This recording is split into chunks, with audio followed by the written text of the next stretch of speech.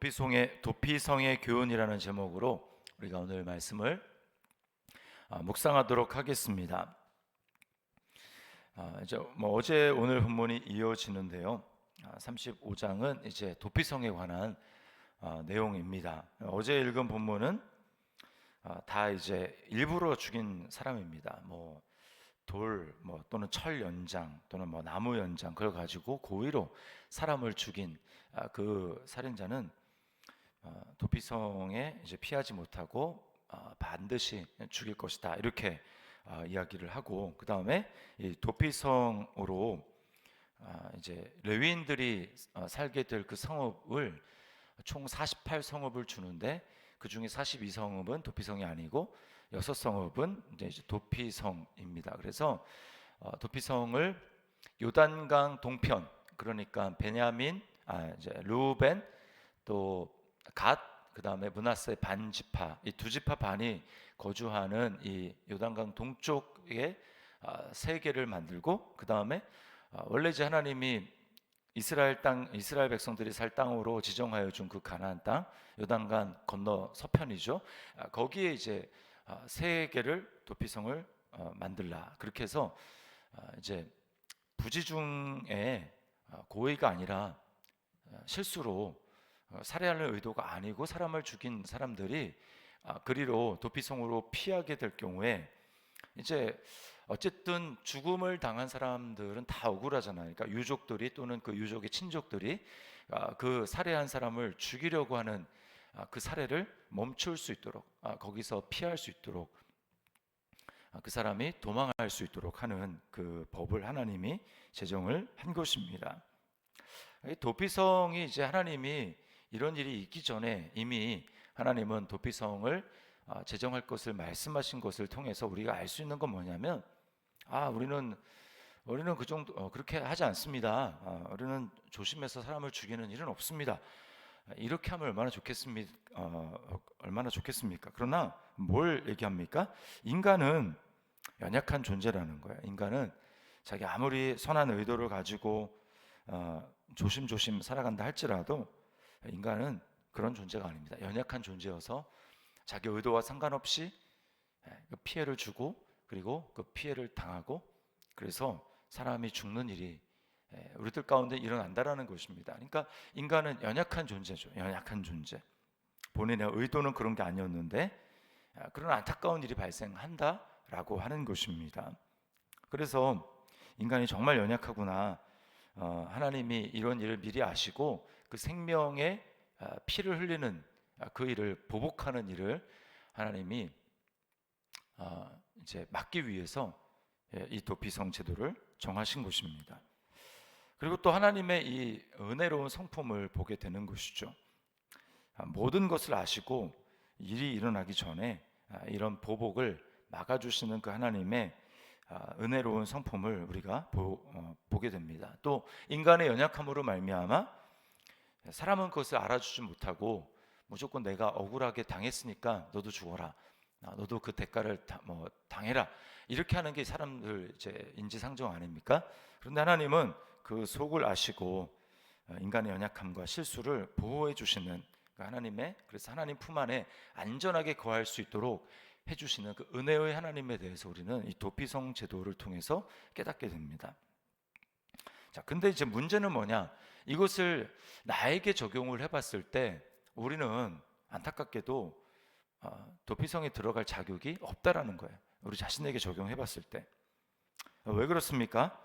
고의로 사람을 죽인 사람은 도피성에서 반드시 끌어내서 그 사람이 피를 흘린 그 피를 대가를 지불하게 해야 합니다. 왜 이런 피를 지불하게 해야 되는가? 33절에 보면은 이렇게 말씀을 하고 있어요. 너희는 너희가 거주하는 땅을 더럽히지 말라. 피는 땅을 더럽게 하나니 피 흘림을 받은 땅은 그 피를 흘리게 한 자의 피가 아니면 속함을 받을 수 없느니라. 자, 피가 흘려지면 땅이 더러워진다라는 것입니다. 근데 땅은 누구의 땅입니까? 구약에서 계속해서 나오고 있는 말은 땅은 여호와의 것이다 이렇게 이야기를 합니다. 그러니까 사람들이 막 부리고 이제 막 점점 자기 땅을 늘리고 그렇게 할 수 없어요. 특별히 이방 가운데는 그런 일이 있을 수 있지만 이스라엘 백성들, 하나님의 백성들에게는 그런 일이 있을 수가 없습니다. 땅은 여호와의 것이다. 그리고 34절에도 너희는 너희가 거주하는 땅 곧 내가 거주하는 땅을 더럽히지 말라. 나는 나 여호와는 이스라엘 자손 중에 있습니다. 자, 피가 더럽히게 하는데 그 땅은 누가 거주하고 있습니까? 하나님이 함께 한다는 거예요. 그러니까 반드시 여기 뭔가 일이 일어나야 되는 겁니다. 피가 이제 흘려져 가지고 땅이 더럽혀졌다? 그럼 그대로 있을 수가 없는 겁니다. 그 땅은 정화가 되어야 되고 하나님이 거주하는 거룩한 땅이기 때문에 거기는 반드시 뭐가 일어나야 되는데, 그러면 그 피가 흘려서 더러워진 땅을 어떻게 그러면 정상적으로 깨끗해질 수 있는가? 반대로 그 피를 흘린 살인자의 피가 흘려져야 된다는 거예요. 그래야 그 땅이 정상적으로 깨끗하게 될 수 있다라는 것입니다. 이게 하나님의 공의의 법이에요. 자, 근데 이제 죽이는데 그냥 아무나 죽이는 게 아니라 30절에 보면 증인들의 말을 따라서 죽일 것이나 한 증인의 증거만 따라서 죽이지 말 것이요, 이렇게 이야기를 합니다. 그러니까 적어도 증인들이라고 했기 때문에 한 사람 이상, 적어도 두 사람 이상이 증인이 있어야 죽이는 것이지 그냥 한 사람 증인의 말만 듣고 죽일 수는 없다, 이렇게 말씀을 하고 있습니다. 자, 우리는 여기서 억울한 피를 흘린 이 무죄한 자의 피가 어떤 일을 하는가라고 하는 것을 보게 됩니다. 창세기 4장에 보면 처음 이제 피가 흘려진 그 피가 나오죠. 그 아벨의 피가 흘려집니다. 가인이 이제 동생을 죽이잖아요.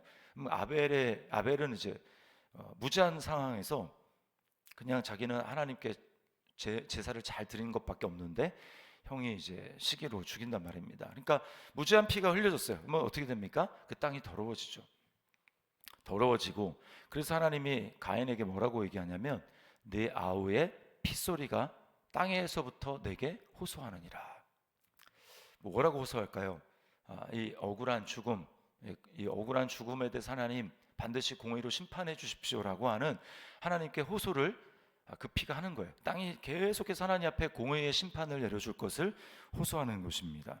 그러니까 가인이 죽어야 되는 거예요. 가인이 죽어서 그 땅에 피가 뿌려져야 그 호소가 멈추는 것입니다. 자, 근데 그리스도께서는 이 구약의 법칙을 더 엄격하게 적용을 하셨어요. 그래서 뭐라고 얘기합니까? 형제를 미워하는 자마다 살인하는 자다, 이렇게 이야기를 말씀하셨어요. 미워하는 마음을 마음에 품고 얼굴에 인상을 쓰고 또 악한 말을 합니다. 우리가 자주 그렇게 하지 않습니까?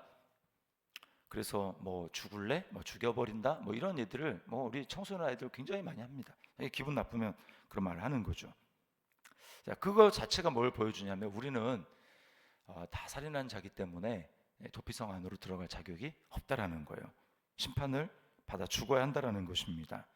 자, 그런데 오늘 본문 말씀에 이 부주의한 그것으로 말미암아 살인한 그 사람이 도피성으로 피하게 되는데 그 도피성 안에 거주할 때에만 이제 그 생명을 보호받을 수 있다라는 겁니다. 부주의한 가운데 자기가 깜빡하고 도피성 밖으로 나왔다. 근데 발견당해가지고 죽임을 당했다. 그러면 아무런 할 말이 없다는 거예요. 그 사람 잘못이라는 것입니다. 그리고 대제사장이 있을 동안에 그 도피성 안에 있고 대제사장이 죽으면 그러면 비로소 도피성에서 나와서 자기가 원래 살던 집으로 돌아갈 수 있다라고 이야기를 하는 것입니다.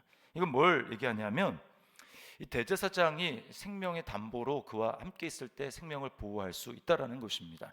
대제사장은 어떤 역할을 합니까? 이스라엘 백성들이 1년에 한 번씩 속죄일을 갖습니다.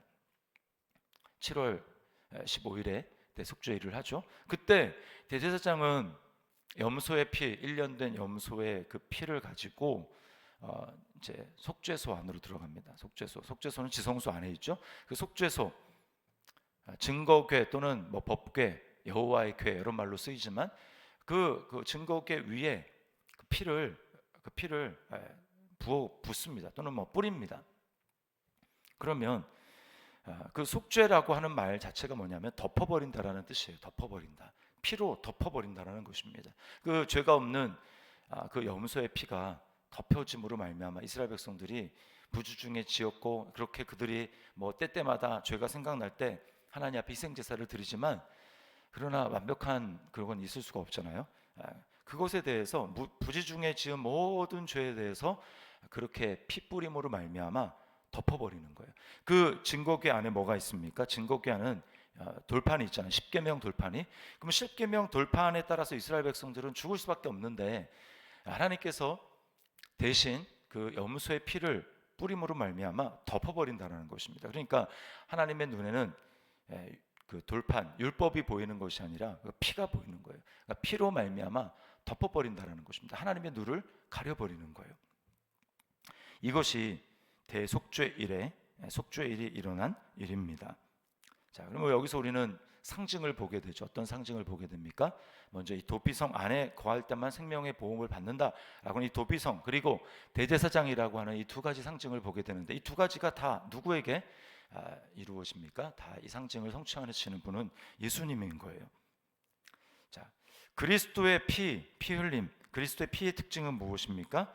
주님은 무지한 죄로 십자가에 달려서 피가 흘렸지만, 주님은 아벨의 피처럼, 또 무지한 자가 당한 피처럼 나의 이 억울한 죽음을 갚아주십시오 라고 하면서 하나님께 공의의 심판을 요구하시지 않습니다. 저들이 죄를 지었습니다. 저들의 잘못을 갚아주십시오 라고 한 것이 아니라, 주님 어떻게 합니까? 피를 흘리면서 주님은 저들의 죄에게 돌리지 마십시오 라고 하나님 앞에 그렇게 말씀하시고, 그들이 당해야 될 그 죄를 주님께 돌려서 주님은 아무런 하나님 앞에 호소를 하지 않으시고 묵묵히 자기가 당해 돌아가셨습니다. 그러므로 예수 그리스도의 피가 뿌려짐으로 말미암아 이제 그것을 믿는 자들에게 효력이 발생하는데, 이제는 믿는 자들 공동체 안에서는 어떤 일이 일어납니까? 더 이상 아무런 피해 호소를 하지 않아요. 누구도 내가 억울한 일을 당했습니다. 저 형제가 또는 저 자매가 나에게 정말 너무나 내가 참기 힘든 그런 모욕을 하고 또 억울한 일을 당하게 했어요. 그러나 그리스도의 피 가운데 우리가 있기 때문에, 우리는 그 도피성 안에 있기 때문에, 그리스도 안에 있기 때문에 우리 안에는 더 이상 하나님 이 억울함 아시죠? 하나님 반드시 갚아주셔야 됩니다 라고 하는 그런 일을 우리 더 이상 요구하지 않습니다. 왜냐하면 그렇게 요구하는 순간 내가 그리스도의 그 피 안에 있다라고 하는 것을, 그걸 자체를 거부하는 것이기 때문에 그렇습니다. 우리는 다 살인죄를 범한 사람들인데, 내가 그리스도의 피 가운데 있습니다, 그래서 내가 용서함을 받았습니다 라고 하는 것을, 내가 나의 공의를 주장하고 나에게 억울한 일을 당하게 한 저 사람을 하나님 심판해 주십시오 라고 하는 순간, 우리는 그리스도의 피 흘림의 공로를 부인하는 것이기 되기 때문에 그렇습니다. 그러면 이제 나는 그 사람에게 하나님의 공의를 심판을 하면 반대로 또 내가 그 공의의 심판을 당해야 되는 거예요. 그렇기 때문에 우리가 그리스도 안에 있다라는 것은 뭘 얘기를 하는 것입니까? 마태복음에 주님이 말씀하시죠. 너희가 중심으로 형제를 용서하지 아니하면 하늘에 계신 너희 아버지께서도 너희 죄를 용서하지 않으리라. 그 이유가 바로 이것 때문에 그렇습니다. 우리 모두가 다 살인죄를 범한 그런 사람들인데, 우리 그리스도 도피성 안에 거할 때, 그리스도 안에 있을 때 우리는 용서를 받게 되는데, 그 호소를 하는 순간 뭐예요? 내가 지금 이제 도피성 밖으로 나가는 겁니다. 왜? 나는 의로운 자니까. 그 나가는 순간 어떻게 되는 거예요? 우리는 죄가 발각되어 죽임을 당할 수밖에 없는 그런 존재라고 하는 것입니다. 그러므로 여러분, 우리에게 적용을 해봅시다. 나는 살인자이므로 도피성 안에 들어가지 못하며 하나님의 심판을 피하지 못하는 존재라는 것을 정말 자각하고 그렇게 고백하고 있습니까? 또 도피성이신 그리스도 안에 있기에 나의 죄에 대한 정죄가 멈추었다는 사실을 알고 그 사실 때문에 믿음으로 기뻐하고 있습니까? 그리고 내게 잘못한 사람들을 용서함으로써 내가 그리스도 안에 있음을, 하나님의 용서를 계속 받는 자임을 나타내고 증명하고 있습니까? 자, 이것이 바로 도피성이 우리에게 주는 교훈입니다.